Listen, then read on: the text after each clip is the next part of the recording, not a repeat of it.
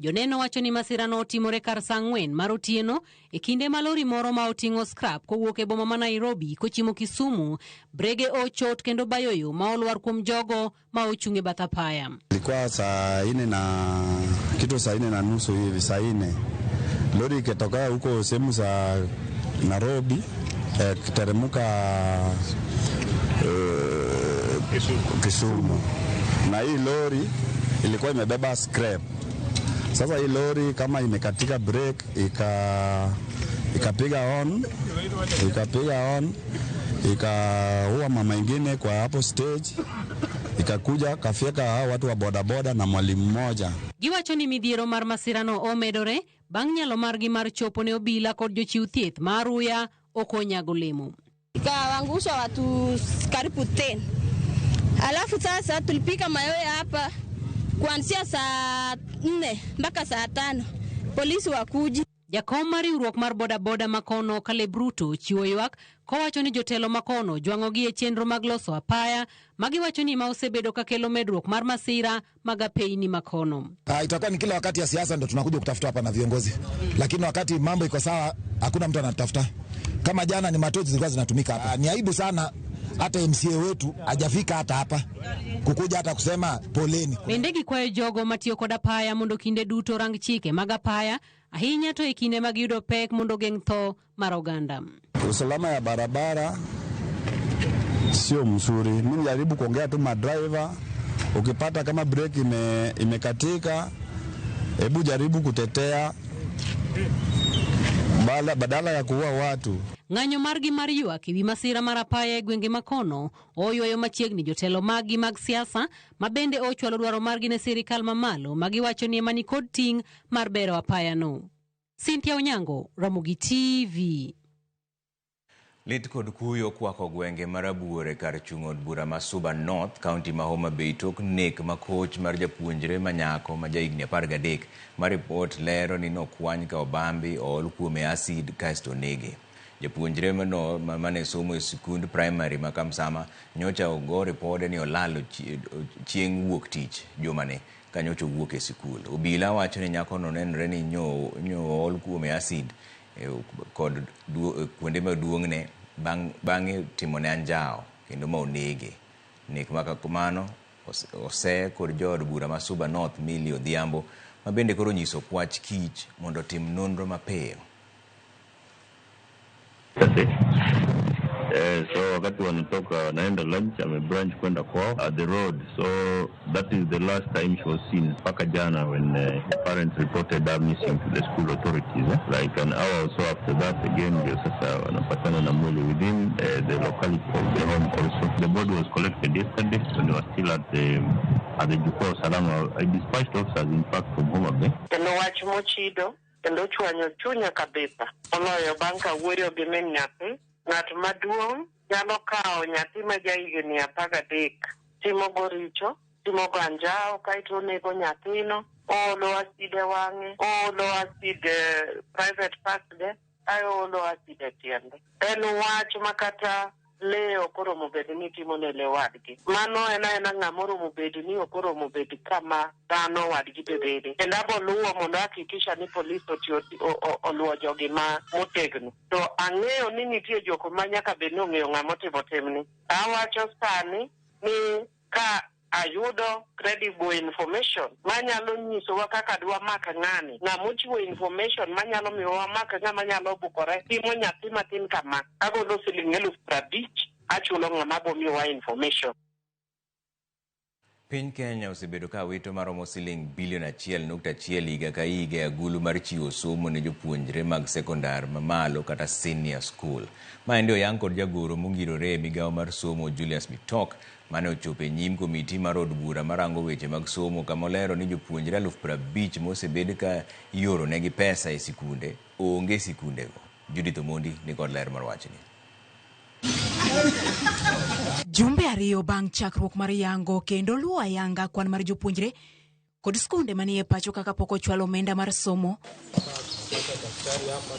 Oyangore ni kamoro piny Kenya osebedo ka wito ma ok tin ne $1.1 billion higa ka higa e lwet jomibadhi e chwalo somo mag sekondar mamalo kata senior sekondar.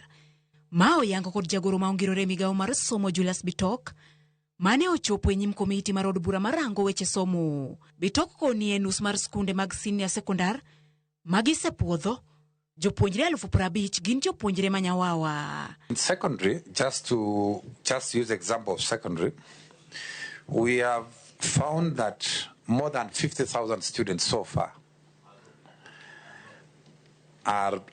were not there before. So about 50,000 so far, and we're in the middle of the process, almost 50,000. So you can be sure we shall unearth many other things. Nyaka ne chenro mar puodho skunde kod jopuonjre chakre e kwan mar skunde 32,000 manie pachoka. Bitok koni gisepuodho skunde 17,400 kendo koni en chenro manyaka gitim nyaka giko. Jakom mar komiti ni kaachiel gi jood bura mamoko koro dwaro mondo mi okaw okang' mar chik mager ne ji ma ibiro yudi ka mibadhi ni omieno. If 50,000 students, you have a discrepancy. What is the cost? What was the director of secondary education doing? What was the director of primary school education doing? And what was your capitating officer, who is next to you, the accountant, doing? Somebody has to pay for this money. We can't allow it to go scot-free. PS, you've done a good job, but we want those officers to answer. Bang' chenro mar luoko skundegi, migawo mar somo chano dare nyaka e lai manyien mar ndiko skunde kod jopuonjre mano kemis, lai magisechako timo ne ikruok kama oriwo chwalo sitima e skunde ahinya to mag primary kod junior. The Ministry of ICT has been directed to ensure that there's connectivity in all our schools. They have a very clear directive. And in the project they are implementing now called KDIP, ICTA is rolling out smart boards in 10,000 schools around the country, together with laptops in 10,000 schools. In the next few months, all our schools will have at least each school a laptop, each school a smart board for the purposes of implementation of KEMIS. Motelo ne chako chendo mar luoko skunde, report mar Auditor General ne olieko ni nitie skunde manyawawa 14 e pachoka mangima ma osemuonyo omenda sirikal maromo milion 16. Ni kama video, ni kama drama. Judith Omondi, Ramogi TV.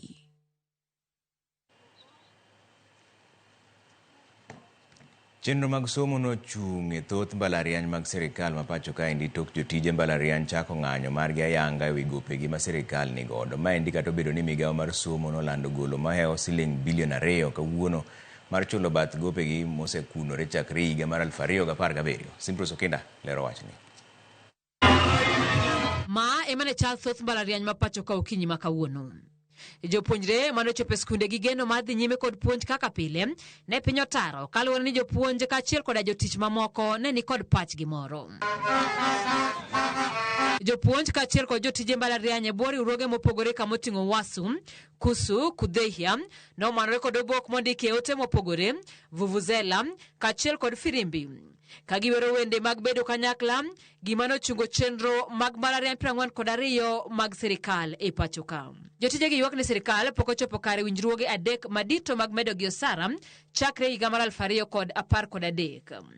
Gima koro omiyo gopegi ma sirikal ni godo ochopo bilion 10. Pay all the 2017-2021 arrears with immediacy. Pay the 2.75 billion as was agreed, signed and registered mara moja. Wan gi CBA ariyo, moro sekawo nyaka higni 8 nyaka samo wuoye sanini kapok gitieko chulo. Machielo kanyo gichako maber, gichako ng'ado tolno gi kanyo. Koro miyo wawacho ni nyaka pesa donje ofukewa eka wadoke tich. Gikwedo ni ok gibidoke sikul nyaka chieng' sirikal chop kare dwaro margi ka giwacho ni gope ok nyal miyo gidhi nyime kod tijgi yo makare. Dons will not take those 2% you are proposing. Dons will not take the staggered implementation or harmonization of allowances. Okwabirito nikech machielo cha ne giwacho ni rituru pod warito. Mabe rituru pod warito. Agreement magine magi sign kendgi. Ministry interministerial ministries adek. Kai tok gi hona. Barupo gaba to koro gibro hona nango. Magitimore e kinde ma jopuonjre bende koro ywak ni ng'anyo makama dhi kethonegi sa kalore ne moko kuomgi nyaka sani pok kata koyudo duoko mar penj mane gitimo tam mokalo. Gini miwa luoro mang'eny nikech mokwongo iro ka nyithindo mang'eny sani jonyuolno ochulo negi fee mondo gibed e skul. To ka nyathi oya dala to kogika yudo ka lecturers koro ng'anyo dango bed gima rach sana makata ne janyuol. Koro wakwayo government ni mondo gichulnwa jogi kapok oromo Friday. And be kaber wamiyogi 24 hours. No to koro wadhi join gi mondo wapush gini. Wane kama wanyalo gike kodgi. Chakruok mar ng'anyo mag jopuonje mag kuonde tiegruok mamalo e pacho ka koro nyiso ni chenro mag somo bende koro ochung', gima bende koro medo keto ngima mar jopuonjre kama tek. Kaluwore ni chenro ma kamagi yande osebedo koda ng'ikruok kata sani pod nitie gi ng'ikruok mamoko kotenore koda lewo mar omenda ma sirikal chwalo ne chenro mag somo.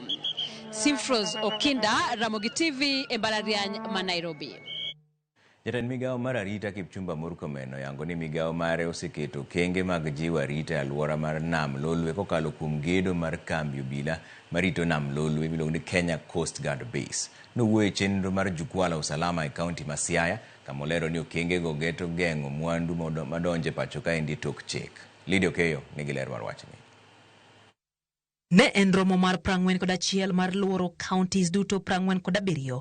Romo marango chal mar arita maitao gi migawo mar arita motesi ni jukwaa la usalama mawang'ni obagi e kaunti ma Siaya. E romono, jatend migawo mar arita Kipchumba Murkomen ochiwo geno ne jolupo ma e alwora mar Nam Lolwe mosebedo kaywago rochruok mar arita. Murkomen olando ni piny owacho dhi gedo log tich mar obila marito nam mar Lolwe kata Kenya Coast Guard e dho wath ma Usenge. We are also planning to build a base for the Coast Guard in Usenge so that it can help in these operations. So it's an issue that is alive. We are alive to.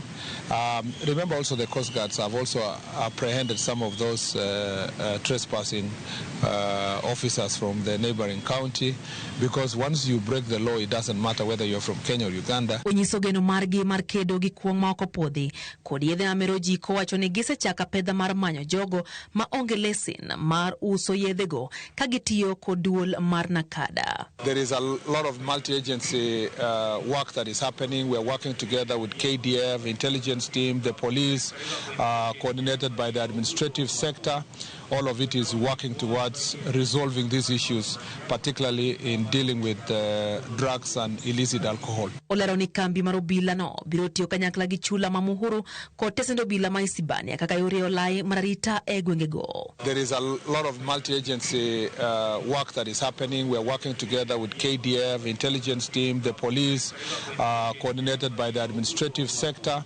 All of it is working towards resolving these issues, particularly in dealing with drugs and illicit alcohol. Murkomen bende okwo tich e twech achiel e kind tend kaunti ma Siaya kod piny owacho mamalo ma tieko midhiero mawuok e kuonde kunyo mula e kaunti ma Siaya mar bero alwora kendo reso ngima oganda. Lydia Okeyo, Ramogi TV, Nairobi.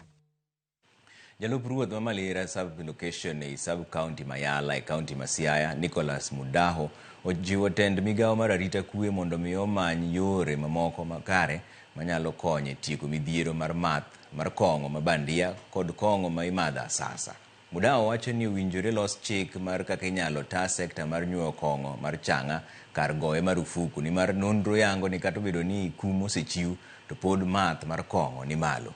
Ne olose kinde romo mar twak ewi arita ma Siaya ni jukwaa la usalama kama ne oyuorie gi jatend migawo mar arita Kipchumba Murkomen kod jokanyo mamoko. But comparing Chang'a and the spirits we have that come from Uganda, the second generation brews, it is more, the second generation brews are more lethal than Chang'a. My colleagues are here, 7 of them. We've been trying to come up with a policy document to present to you so that we might see the other way of dealing with Chang'a other than penal way of arraigning them to court. This also, I'm very sure Mutudo had started something of the sort. I'm very sure if we provide resources so that we have distillation being regulated, packaging being regulated so that we have changa from Siaya that can be sold under KEBS. I'm not a partaker of changa. I'm presenting my views. Yeah, and towards this, I know we shall be creating jobs. You see what Keroche has done. They're distilling. Yeah, and if you see the composition of what makes up changa, ni unga, mtama, skari, and pure distillation. Aya wadhi yumoro machuo kudogo bang daka matina no kantire ote musero kani Ramogi TV majamta wuoda wasi boda chenro chupuno maler sana romangoro pacho ero kamana nya Ramogi TV trevo imore ma Benta Charles kan Karen aworo jomano nego nyathi matin no ratiro mondo yudre ero kamana nya Benta Charles judhiera kuma nilale giro ni jo Karen dhi maber Trevor ni maler kan jan Kajiado ka endi ma engineer Andrew Uma Okuna wuoda yueyo mosna baba wa Paul Okuna kani ya yueyo Ramogi TV neno maler ero kamana nya engineer na kama chilo kabe ma endi ligawa Elisha ka wuke county 043 Ramogi winjore maratari ero kamana nya Austin Oyu aneno news maler kani chunybo ma Nairobi ka endi mosna mama na Esther Oyu kod baba na Jojo Oyu ka gin Gemrai dala manyakach ero kamano moso no nyakach duto te mantiere kanyo Austin aneno kama chilo bentire ka endi en ma endi ocho ni atimo mos ne japuonj chenjo apamo kuom tho mar wuode miluongo ni Denga ma Ogai Philip Ochieng mar je moragen ero kamana ahinya Ogai en Ogai manyakach mos ahinya gimotimore Trevor matomo Gaya Sure maroboch Kajimbo akwedo nek matimore Suba mano kitwa nyako matin kamano ne okonego negi eyo motimoreno ero kamana ahinya musa ahinya gimotimore eno kantire kendo Collins Obuon wacho ni maendi Collins Obuon kata ker mar chokora Kenya mangima waneno Ramogi TV ka wan sondu wi got Ramogi ler ba mosna Matthews Owili DG Kisumu County ka gin kod Honorable Uma Masega Wood North Alego Ramogi ler ero kamana ahinya bas odugo bang daka matin kikidhi mabura ahinya.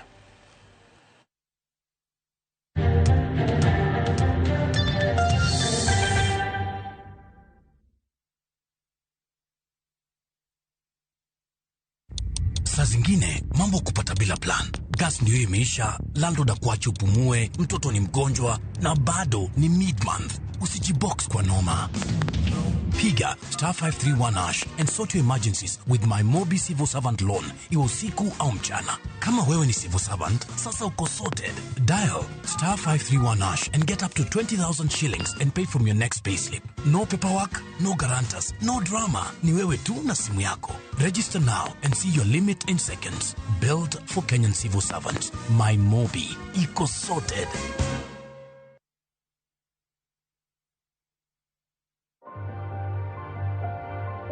My skin is my identity, my strength. It's unique and deserves care made specially for me. Nivea Radiant and Beauty Even Glow, enriched with 95% pure vitamin C and pearl extract for visibly radiant and even-toned skin in just 2 weeks. Nivea Radiant and Beauty Even Glow. Skin is for celebrating my shade of beautiful. Nivea is for skin.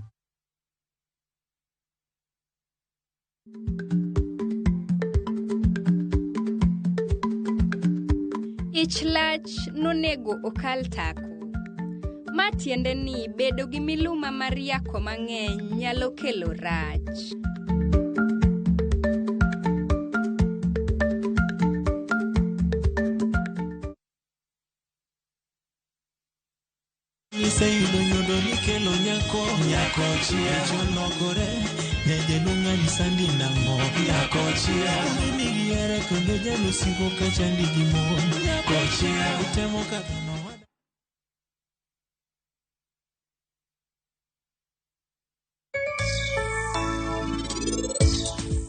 Kaka gin giloko lewnigo, ginyalo mana panda dir to, ok ginyalo loko suitgi kata matin. Obo neno suitgi anyim ji te kae.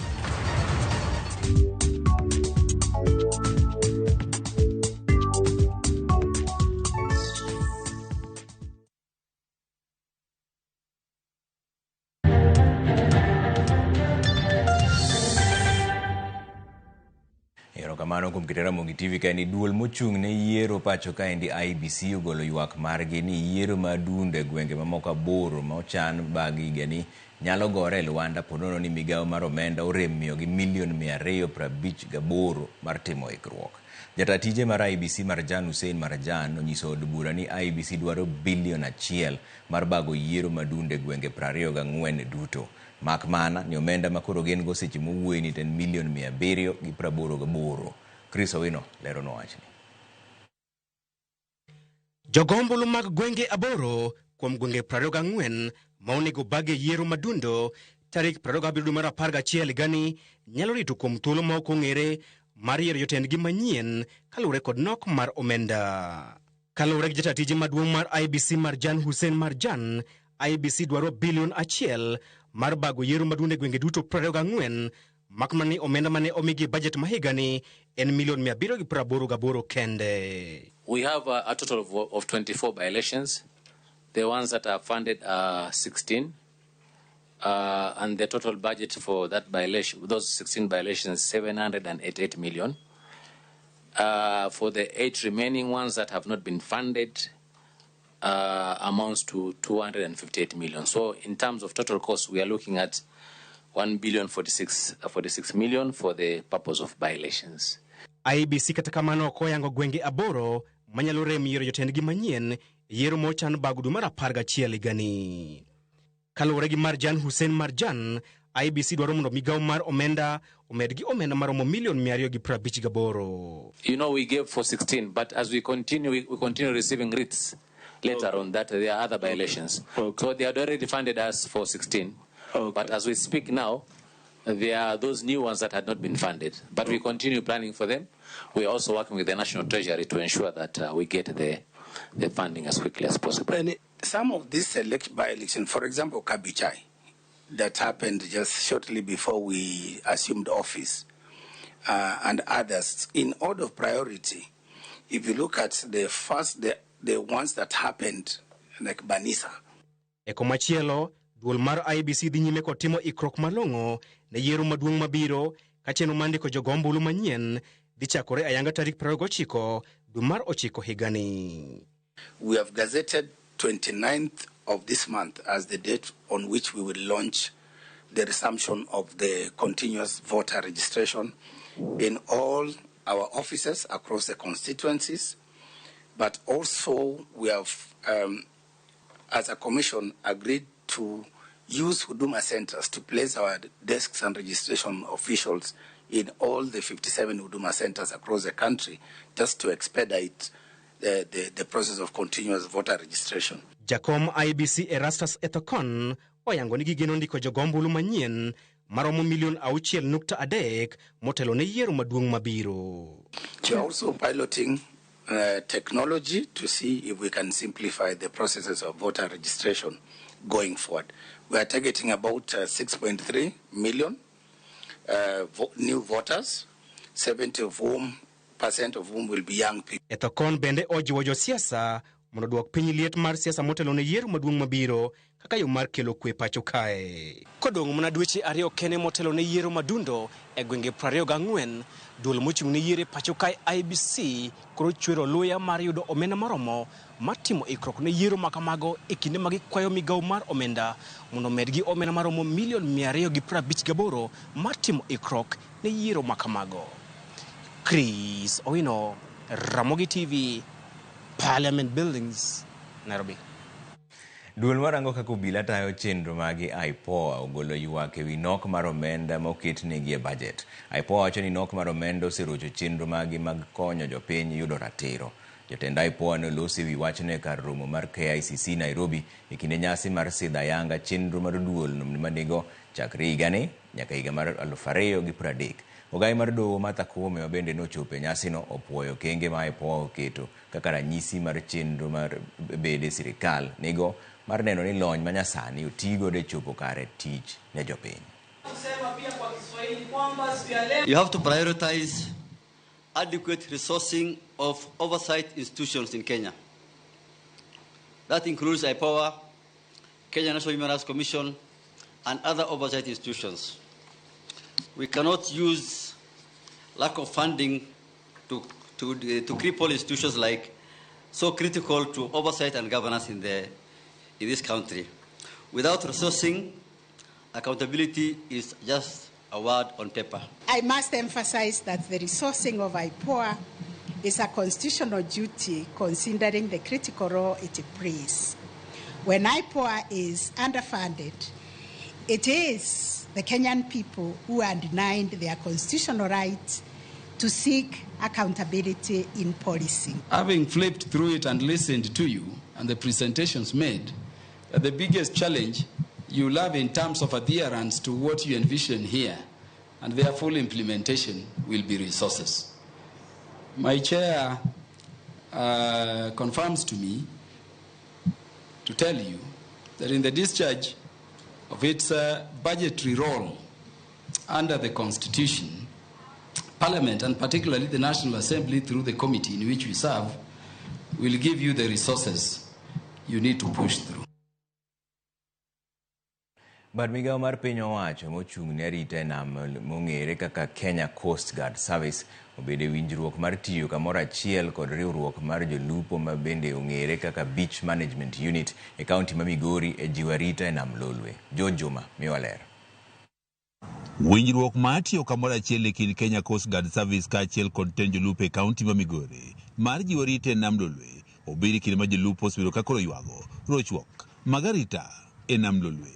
Jolupo osebedo ka ywago san mawuok kuom apisas mag arita kwe mawuok e piny mar Tanzania kaachiel kod Uganda. Ka jowa odhi lupo e nam to gigego gik chopi nikech samoro rech ma giseyudo jo Uganda kata Tanzania mayo gi magichop giduog nono kata yietwa be mako madhi kuro machopi go pesa fine pesa mang'eny e kiyudi yie ko ya Uganda kata Tanzania. Kaber to waloso siep mondo mi wati kanyakla maka gik maricho nikech most of them biro kuomo kaka jolupo nikech ok wa comply. To gisenyiswa ni nyaka watim compliance mondo mi tijwo bed mayot e kindwa kodgi. E winjruok ni mar tiyo kamoro achiel e kind Kenya Coast Guard Service kod tend jolupo e kaunti ma Migori bende koro geto duoko piny thoge mosebedo kawuok e nam Lolwe. Waseketo chik ma jalupo ka jalupo dhi nam gi life saving jacket nikech mano konyowa nyaka e geng'o thoe. But ka watimo training to ere ni kata ka kwarwako life jacket opogore kaka onego bed ni irwake.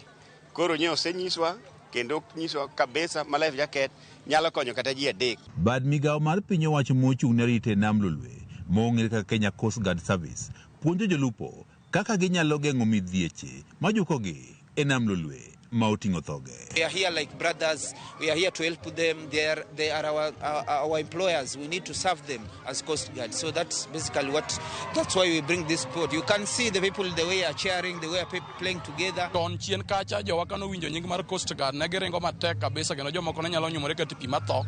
To sani giyudo kaka Coast Guard oken gima lich en mana dhano adhana kaka wan omiyo giloso osiep marwa kodgi. Inland Squadron Commander Lieutenant Mwandungo Mwinyi matiyo kod Kenya Coast Guard wan gi geto tiego maromo tamalo procheko mag jolupo e nam Lolwe e weche mag arita e nam Lolwe. So this is aimed at training around 90% of the whole fishers that we have in Lake Victoria.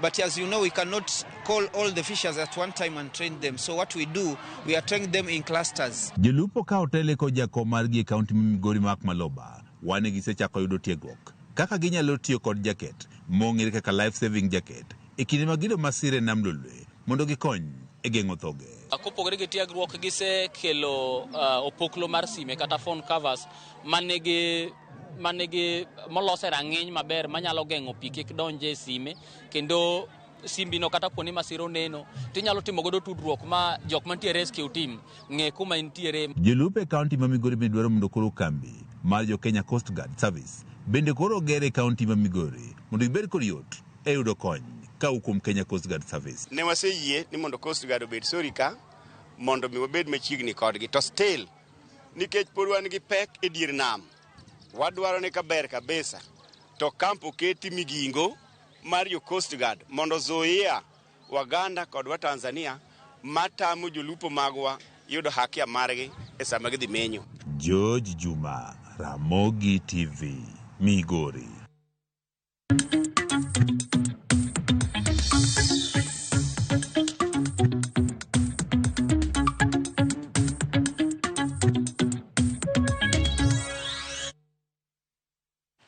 Kambi loso teini matiyo gi ler mar chieng' kata sola mar Sun King odiochieng' ma kawuono ne oyawo kar lony margi e boma ma Kisumo. Kar lony no igeno ni biro chiwo thuolo mag tich ahinya to ne rowere modak e boma no.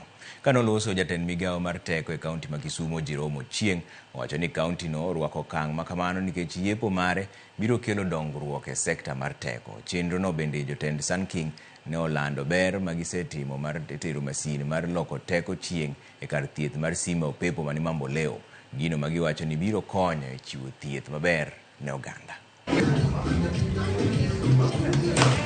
We welcome this initiative wholeheartedly because it speaks directly to our county's development agenda, an agenda anchored on sustainable energy access, innovation, and inclusive growth. 24 million customers across the world are using and have access to a solar product.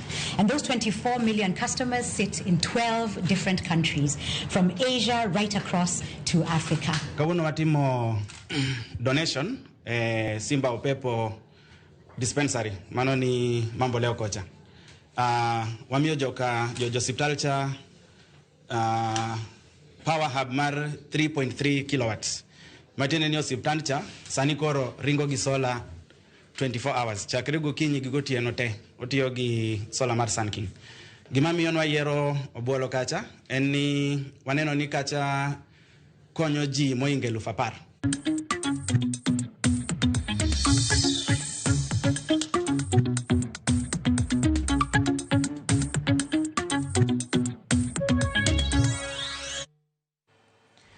Sodi yo moro machuo kendo duogo bang' dakika matin tano kuseoro to maru nyakwar guoko cha pesa wuoro timbe dhano gibambo nyathino ma gichwe gi nege awuoro timno sana kendo akwede okang' mamalo ma Felix Nyamboga kawuok Nyakach Kadianga Nyabondo Plateau. Erokamano ahinya Felix, en tim mar anjao mokwedo kabisa kata wan be imusonwa jo Nyakach duto te. Barak Ochieng' mawuok Kobolo aneno maler kabisa musina mama Emilia Dhiambo, baba wa Moses Bolo kod jogod ber comprehensive school duto te. Neno kendo machielo ka mogik ni Trevor wawinjo maler ahinya to wan gi kuyo awito mama Jerusha Asiyo ma architect Evans Asiyo Musa ahinya architect. Wagino ni mama chunyi bro bet kama kue Musa ahinya gimotimore. Waduogo bang' dakika moko matin kik idhi mabor ahinya.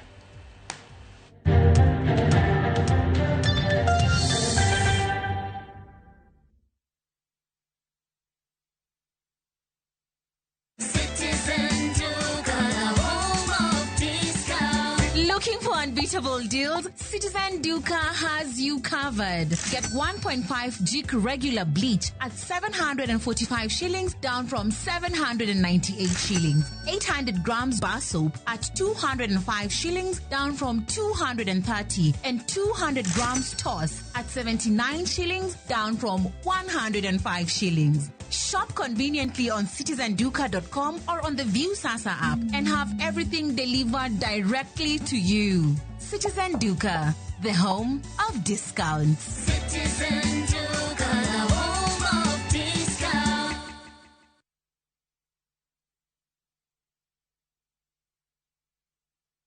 Saa zingine mambo kupata bila plan. Gas ndio imeisha, landlord akuache upumue, mtoto ni mgonjwa na bado ni mid-month. Usijibox kwa noma. Piga *531# and sort your emergencies with my Mobi Civil Servant Loan, iwe usiku au mchana. Kama wewe ni civil servant, sasa uko sorted. Dial *531# and get up to 20,000 shillings and pay from your next payslip. No paperwork, no guarantors, no drama. Ni wewe tu na simu yako. Register now and see your limit in seconds. Built for Kenyan civil servants. My Mobi, iko sorted. Introducing Wigo, your trusted ride. The ride with the most reliable, verified, efficient and transparent drivers. With fabulous cashback incentives for passengers, each trip on Wigo feels like an upgrade. Download Wigo from Play Store or App Store or SMS Wigo to 20425 and ride with confidence. Wigo, let's go.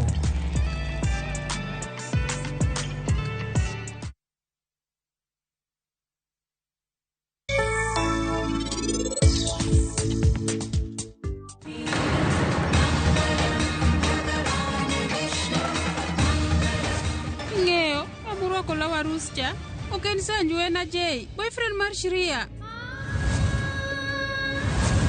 Nyathi mineno konindo kaeni, bed king'eyo ni anabiro kawe, tonge ng'ama botama dhi kode. Ok ginyal loko suchgi kata matin. Oboneno suchgi e nyim ji te kae. Buy Smarter Bundle today. Dial *544# or use My Airtel app. Na bado tuna grow. Asanteni wa Kenya.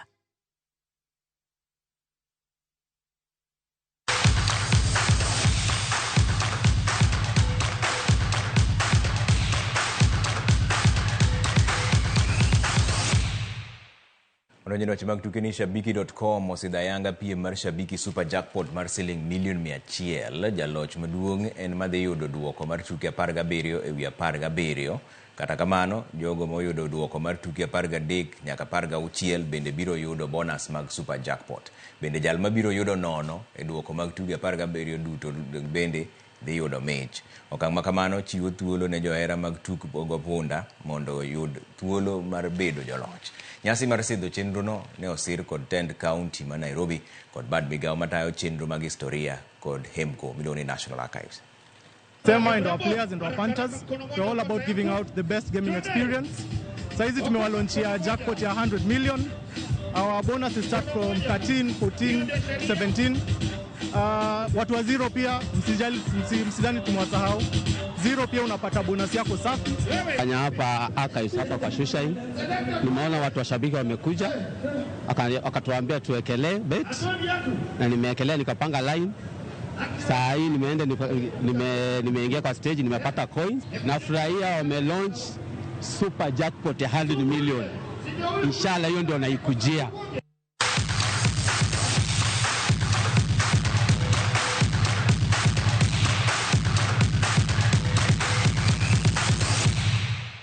Mas manika molore angi chwelo tano ka Reverend Dixon Ongola wacho ni Trevor Ramogi TV le Roma Bay ka wan kod Minot Pastor Rael kod jaduong Joshua Ngaro. Somo dwa chakro chore kende mbalariany. Sirikal otem matek mondo tiek midhiero mar jopuonj. Mane mbaka mobro go sa deke buch jopiny. Wantiere ka Elizabeth Otieno Nyarugenya kaka jaloko marwa. An kaka pile nyinga Trevor Umbija. Jahandengo panga jonyakach dendo Umbija taya nyakwar guok ocha pesa. Wanere sa deke.